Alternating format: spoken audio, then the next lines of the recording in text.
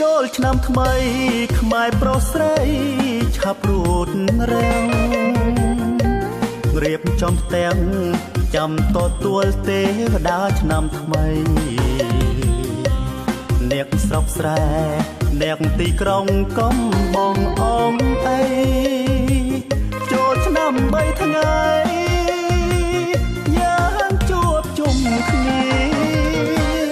សូមជូនពរជ័យបប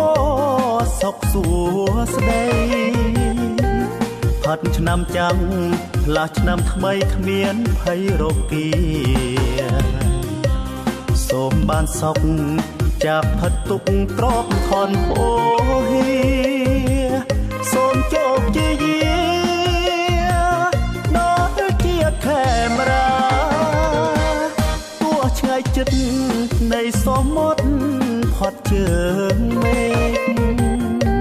ឆ្ងាយអាណែកដូចនៅចិត្តគៀកគិតអរាជាកូនខ្មែរមិនភ្លេចទេពួតកំពង់សាវតាដល់ប្រទេសណាចូលឆ្នាំដូចគ្នា